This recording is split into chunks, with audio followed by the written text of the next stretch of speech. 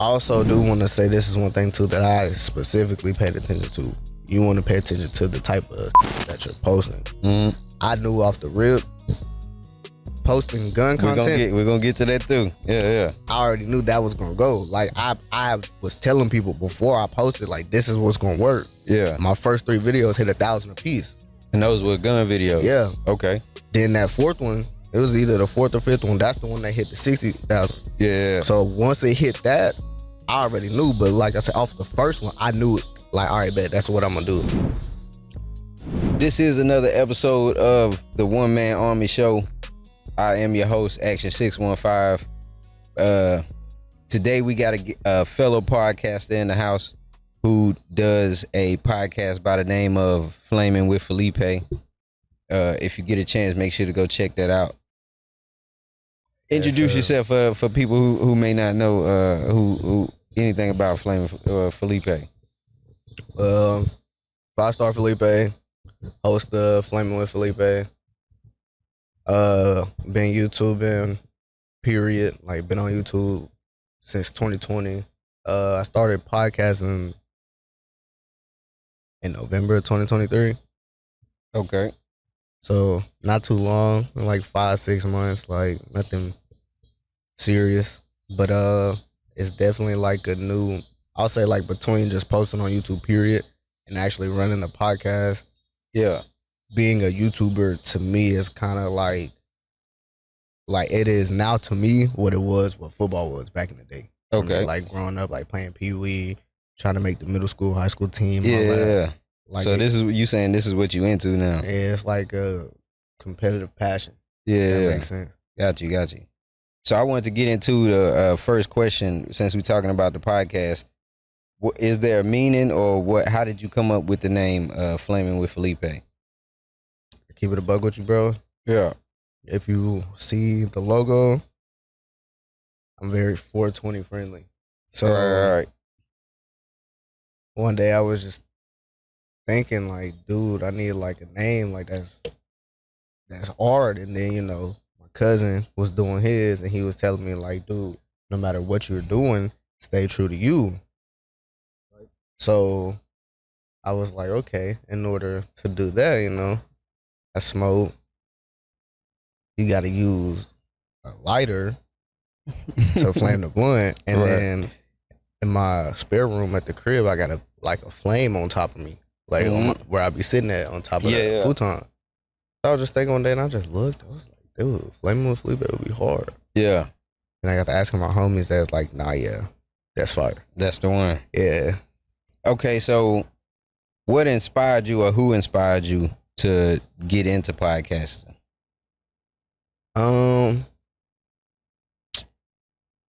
What inspired me first? Yeah. The lack of the resource of it here. Right. Especially like with people trying to grow. Media. Yeah, you know what I'm saying? Right. Like, and I tried to rap one time. It was trash.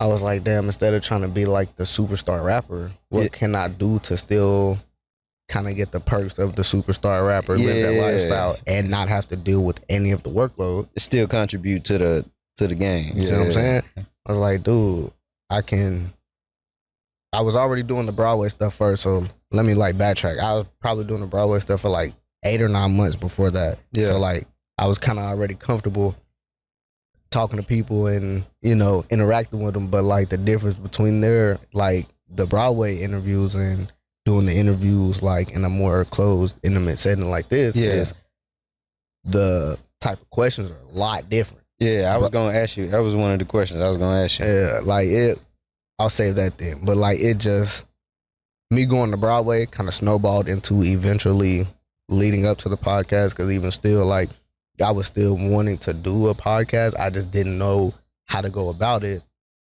Right. Got the opportunity to get actually interviewed. I was like, okay, cool. This is how you can do it. So that was your first interview on your cousin podcast. First one of me ever. Yeah. Period. Point blank. Yeah. It was cool. And that right there just let me know, like, I feel comfortable I'm not scared of the camera. I've been on the camera already, the lights, all that. I know how to mingle through the questions.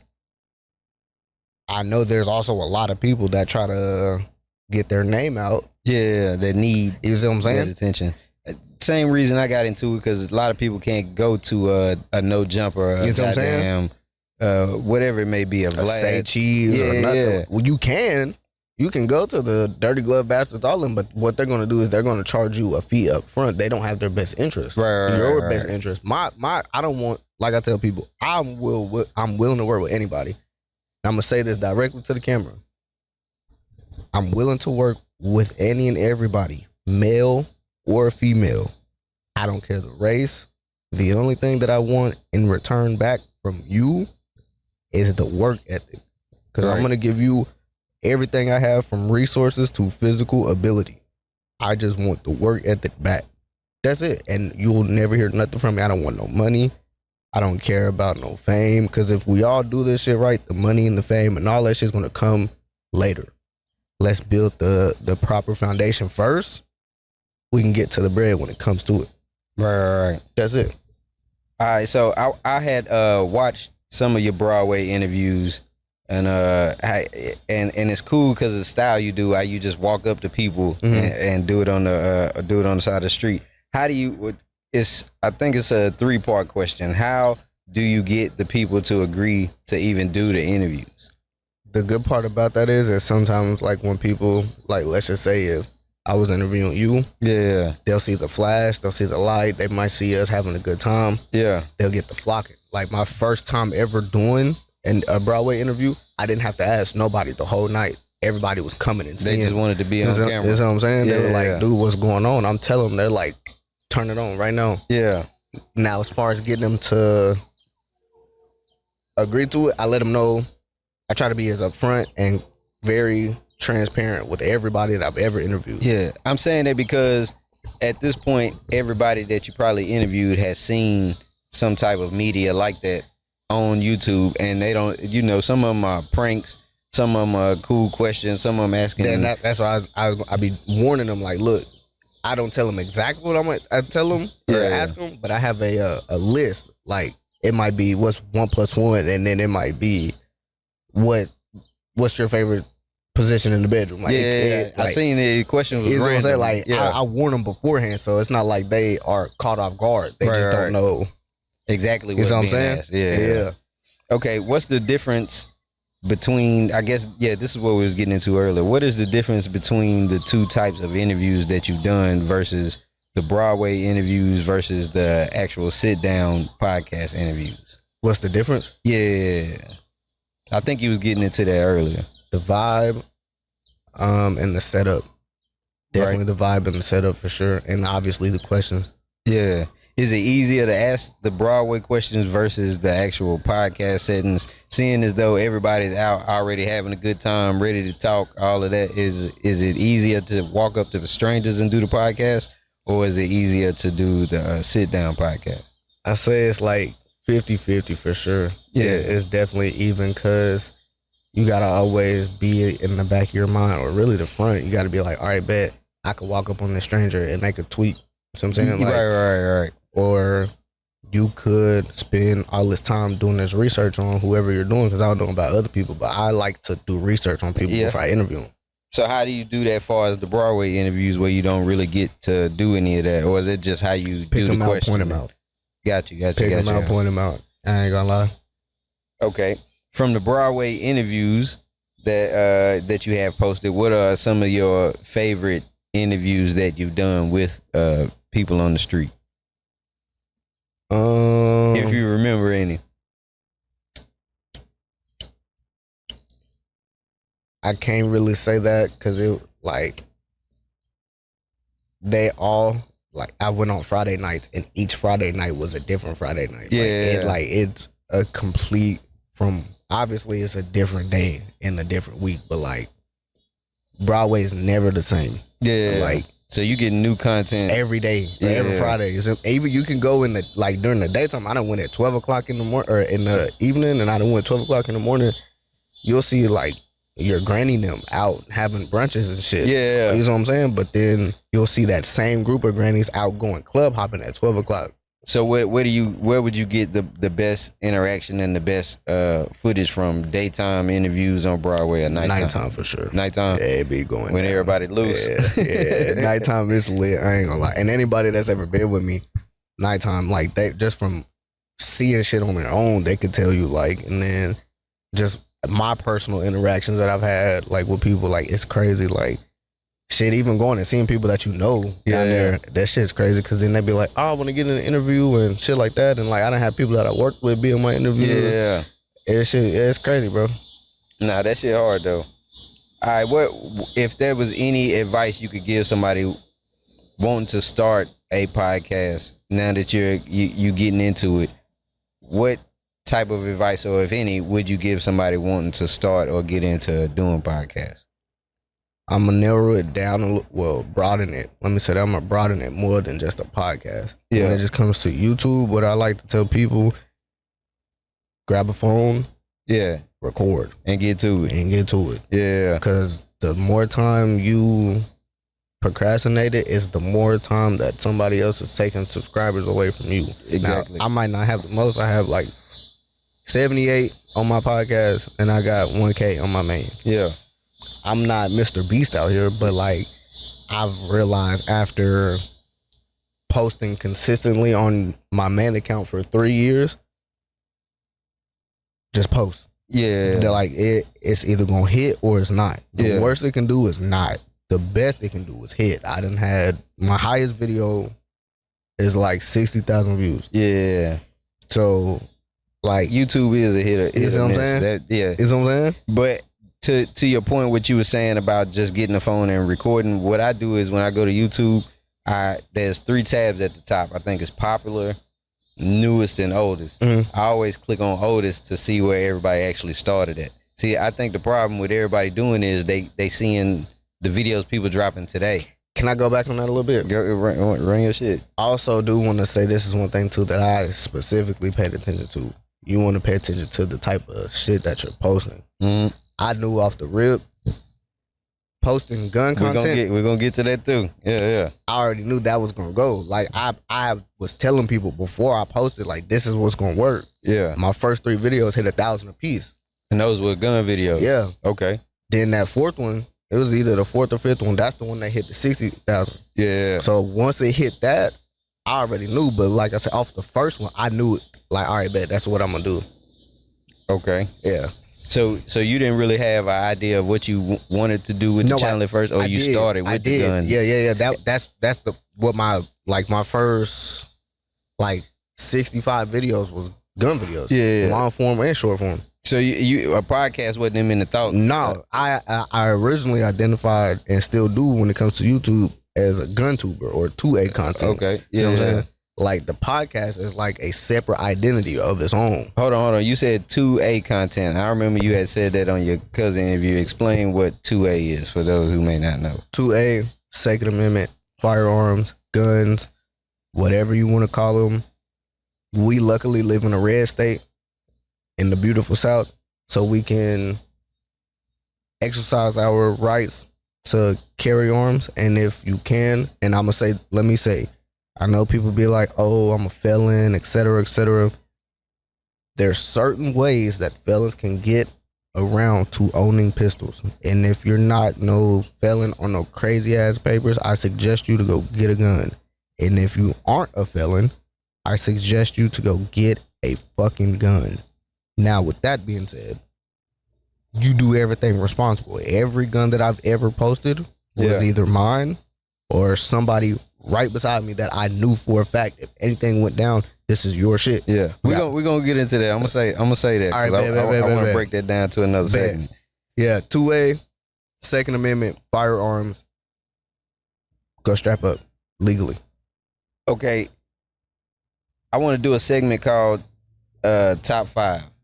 Go ahead. So since we still on the podcast and stuff, name 5 people you would like to interview on Flaming with Felipe. Chief Keef, Adam 22, Sean Cotton, That's what 4. I think that was 3. Chief Keef, Yeah. Adam 22, Sean Cotton. Sean Cotton,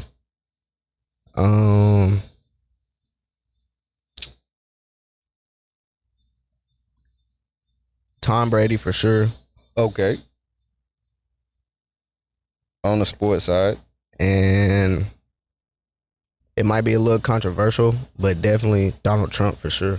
Okay, yeah. I would definitely love to get one with him. That would do numbers. If okay, since you say that, what's one question you would ask Donald Trump? I put you on the spot, but shit, that's the president of was the president of the United States trying to be the president again. He got the shoes, the felon charges. It's a lot of stuff you could run down. And honestly, I'm gonna keep it a buck with you. I wouldn't even ask about none of that. None of that, because I don't even give a fuck about none of that. I'm gonna keep it a buck. Why is your delivery so bold? Why do you choose that form of delivery to get your message across? Okay. I kind of, and a lot of people, I kind of see a lot of similarity between Donald Trump and Charleston White, because a lot of people hate both them niggas. Yeah. But a lot of people love both them niggas. So you saying it's more their approach? Yeah, because I respect it. Yeah. I just want to know why, because he is beyond brutally honest. He says whatever's on his mind and could care less about how you feel. Yeah. Ain't gonna stand on it, president or not, don't care. In the debates, all of that. You know what I'm saying? And will really talk shit. That's the one thing. The one thing I don't like about, and I ain't trying to get too political, but presidents, they be scared to speak their mind. Yeah. He don't give a damn. It's gonna make you mad. And he's with the shit. You know what I'm saying? Because most feel like it's somebody writing for him or telling them what to say. You know what I'm saying? And you tell he ain't got no filter person. He doesn't give a damn. He's gonna say it right or wrong, and he's gonna take it to the grave. He was lying the whole time about some shit that he knew he got in trouble for, and still got charged for it, and was still on that shit. Yeah. You know what I'm saying? Yeah. So yeah, I respect. And he made a grip off of that. He took the mug shot and sold t-shirts with You know what I'm saying? Yeah. He's smart as hell. So obviously, it's something it works. Mm-hmm. You know what I'm saying? Why? That's all I want to know. Yeah. Yeah, the man is smart. So I also want to take it back to how I knew Felipe before I knew Felipe. Right. And that was I'm a music video director, of course, for those who don't know. I shot a video, I don't even know how long ago it was, but man, over 10 years. Okay. I think it was 12. How old was you in that music video? If you remember. 23 right now. So I had to have been 12, 13, 14. Okay. I was young. I know for a fact I was in middle school because a couple of weeks before then, I had just got in trouble at the barbershop on some shit I did at school. So I know for a fact I was at least 8th grade. Okay. Yeah. I shot a music video called Hush that y'all can look up. And Felipe was one of the people in the video, but I didn't know him at the time. He was just a cameo. Yeah. And in the video, he has one of the coolest shots that I feel like I've done in a music video shot. And for music video directors that know, it's called a rack and focus. So it's I got him in focus and then I rack it real fast to what's in focus behind him and then bring it back. Mm. And that's one of the hardest shots ever. And you just happened to show up one day to do your cousin podcast, and he put 2 and 2 together for me, and I had no idea. But, that's crazy. What do you remember from that day as a teenager on a music video set? So that kind of was a little personal for me because I knew a lot of other people besides my cousin that was in the video. Mix, you know what I'm saying? Yeah. But one thing specifically, and I always go back and look at it for motivation. One of the dancers, Jonathan. Yeah. Dancing ass nigga, been dancing his ass off his whole life. Mm-hmm. I remember going to school with the nigga. Right. And I hope everybody that went to Siegel Middle and Siegel High sees this, including Jonathan. I know he's on tour right now, but it's somebody send this to him. Niggas used to laugh their ass off At him dancing. All type of shit. Yeah, yeah. It'd be what's the little school functions that they, not the dance, but like the Pep shit rally. Yeah. And he would do that shit. He would always win all 4 years. Folks would still be laughing at his ass. Yeah. He's dancing for Coily Ray now.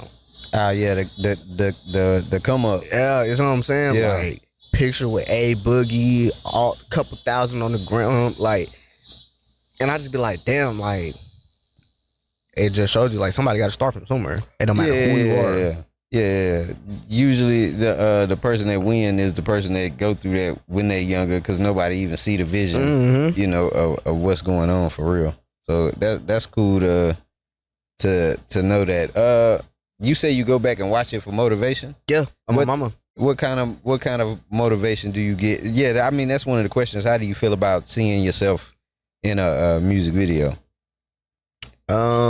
Or how did you feel the first time you seen it? Because I'm pretty sure that was the first music video you've been in, ain't it?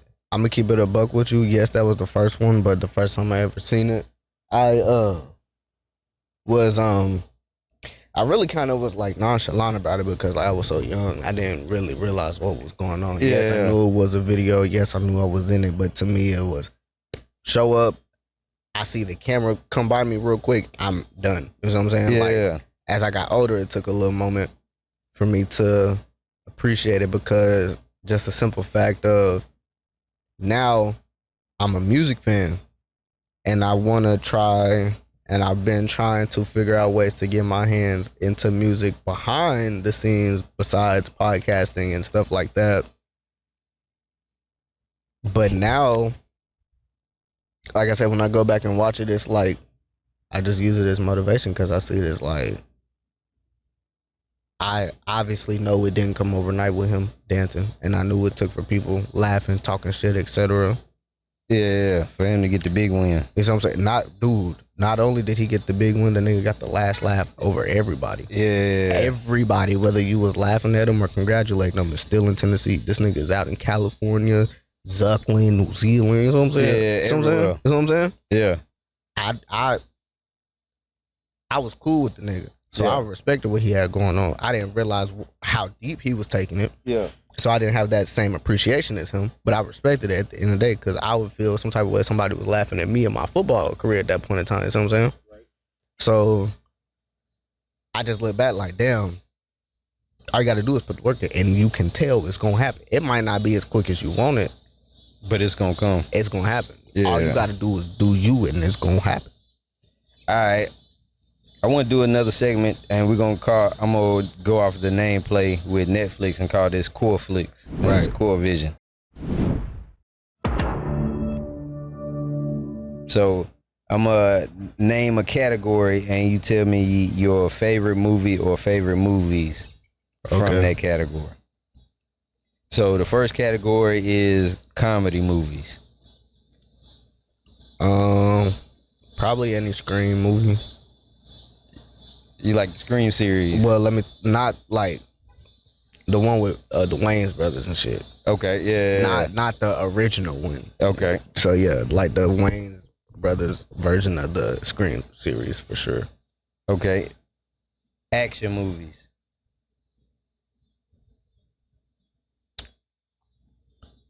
Shit. Fast and Furious. Okay. Yeah, I kind of figured it would be Fast and Furious. Okay. I'm gonna say urban movies, but you know what I mean by urban movies. Urban like hood movies. Hood movies, yeah. Okay, definitely Boys in the Hood or Menace to Society. It's the swap on any given day.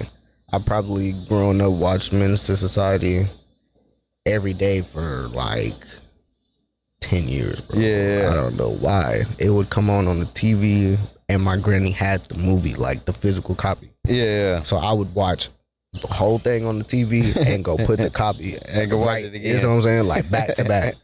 I don't know what it was with that, but yeah, Menace to Society and Boys to the Hood, like any given day. Okay, horror movies or scary movies. Any Michael Myers movie for sure. I'd say probably not the last Halloween, but let me take that back. any Michael Myers movie directed by Steven Spielberg for sure. Yeah.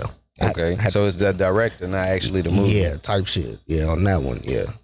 Oh God. Because if you go back and look at them, that movie series specifically, any movie directed by him, you could tell it was directed by him.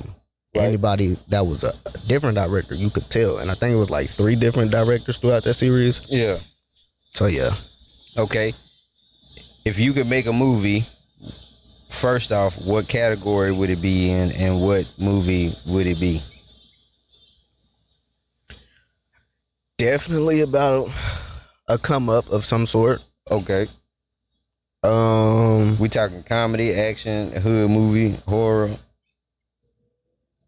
A little bit of all, because I feel like you got to touch on all of them just to have a good movie. Right. A little bit. You got to have a little horror, because, you know, well, it just depends on the story type. You feel me? Like, okay. Now, I know I said it was a come up, but, like, you know, in come up, you know, you got to have something to come up from. So that's right. Obviously, you need something bad. Yeah. So, you know. The struggle. Type shit. There we go. I call it a struggle movie. Yeah. Yeah. Boom. Let's go to the gun reviews. I watched a couple of your reviews on YouTube, and you said you started doing gun reviews. That's not something you did after the podcast.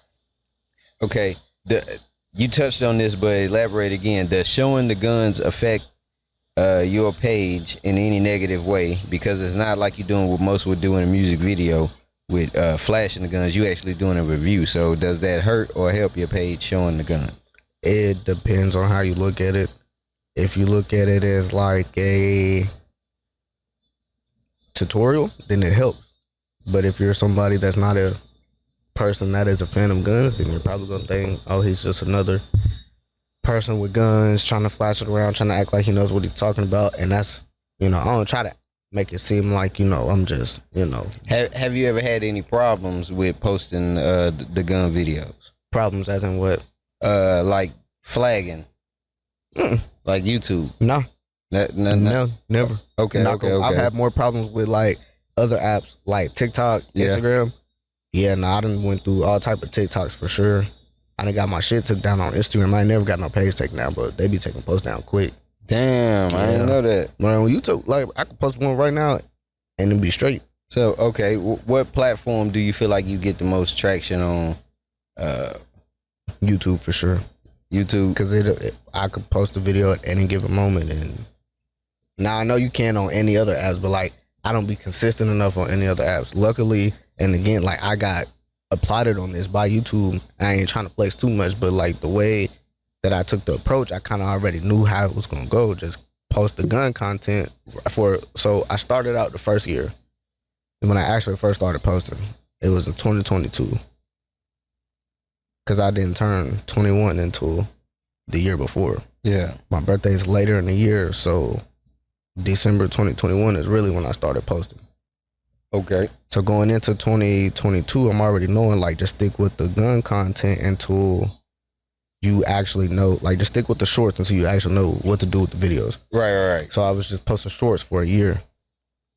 Then I get to posting long form videos. Fast forward to now, I done, according to YouTube, done built up a good enough catalog to where I don't have to post every day, every month. Like I average on YouTube 20,000 views a month, and that's with posting once a month. Yeah. You know what I'm saying? So like, you just let the videos build instead of. You know what I'm saying? So like, worse to YouTube, I have a decent enough catalog to where like I can be kind of picky now. Yeah. So like, if I want to flood the shit, I can do it. If I want to chill back and refine the shit, I can do that. Right. So I be trying to be picky and choosy now that I have the option to do that for sure. Yeah. I got you. All right, out of all of the review videos that you've done with the guns, do you have a favorite video that you've done, or one that's actually done like a lot of numbers? My favorite one was just the one I just did, the Glock 26 review. Y'all go check that out. And then the one that has the most numbers is a video titled by Glock versus ETS, and it's going into the comparison of the magazines. So, right, that one's done almost 1,000 views. It said like 780. Okay. So, And that's another thing that let me know, because that kind of happened. I think that also happened in 2022 when I posted that video. Okay, how do you feel about the new age with the new age limit on when you can have a firearm? Do you feel like it's too like young? In Louisiana and shit, the 18. I mean, it's even here too. It's 18 here? Yeah. Nah, I never knew that. Yeah. 18 in the state of Tennessee? Yes. I did not know they passed it for... Yes, sir. Oh, God. So what do you feel about the new laws and people being 18 being instantly able to own a firearm? What Lil Reese say? Yeah. That's terrible. Why do you feel like that's a bad idea on them lowering the age on firearms? Because I was once 18 with a gun, with a couple of guns. Yeah, fresh off Call of Duty. See what I'm saying? Not even Call of Duty.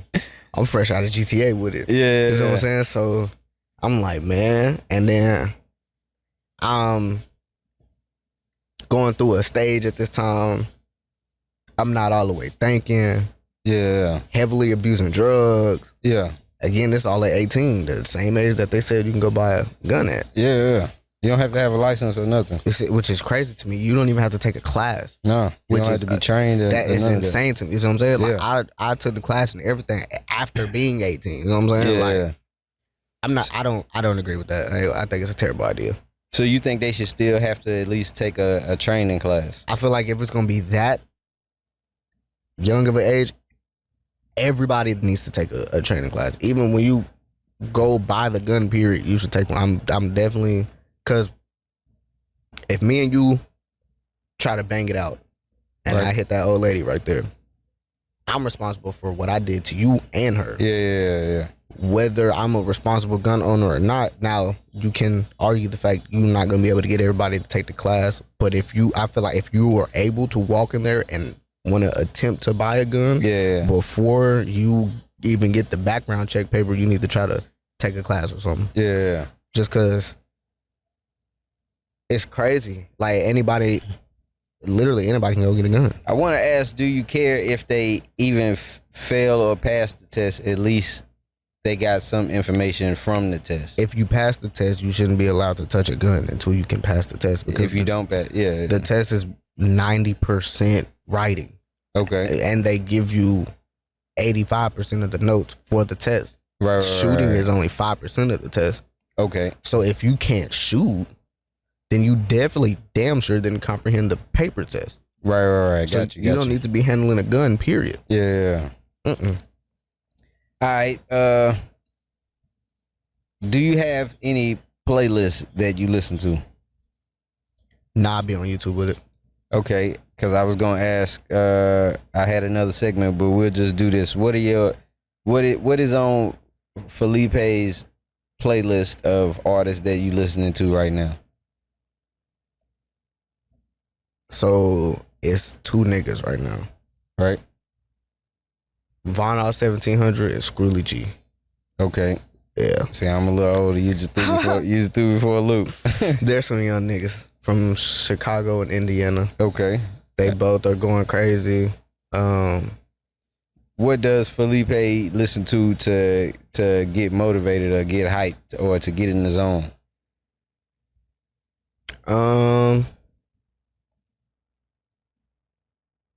Shit, it really, honestly, bro, it's the first song I see when I get on YouTube. Now, if I'm like in a certain mood, it'll probably, my favorite artist is Chief Keef. Okay. So like any song by him, cause like I try to tell everybody, bro, I was going through a breakup one time. This nigga dropped the song and I swear to God he was talking to me about the damn breakup. Like that shit was crazy. So like, nah, them be the best songs. You know what I'm saying? Like I cried listening to that bitch. I just listened from all the way from my house to the Burger King in Smyrna, up on the corner of the interstate.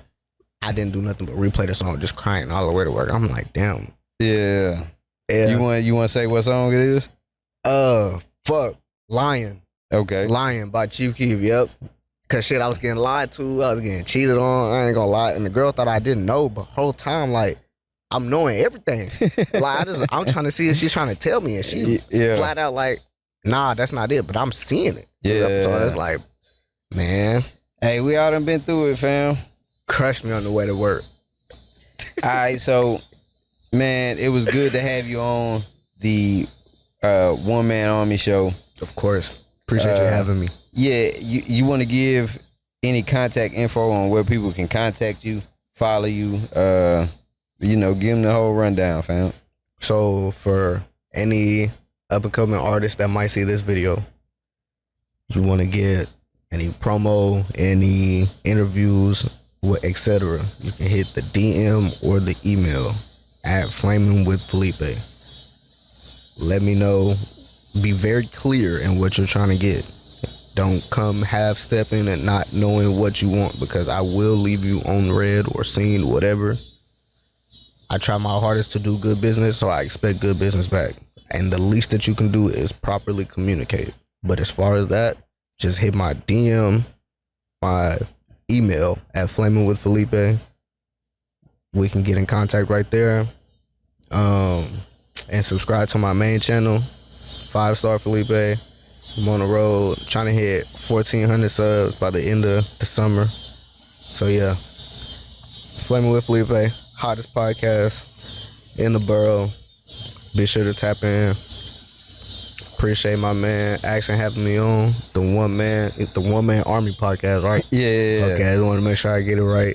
Appreciate him having me on the One Man Army podcast. Y'all tap in with bro. If y'all need any camera work done, podcasts, music videos, tap in with bro. Now I'm gonna say, come with that bread, but you're gonna get what you're gonna pay for. Most definitely. So simple as that. Don't come half stepping, like I just said, and he gonna get you right. Yeah. Simple as that. Make sure to like and subscribe. All that. Leave comments. All of that helps grow the channel. Make sure to go follow his YouTube page. It will also be linked in the description. And that's a wrap. Appreciate y'all tuning in.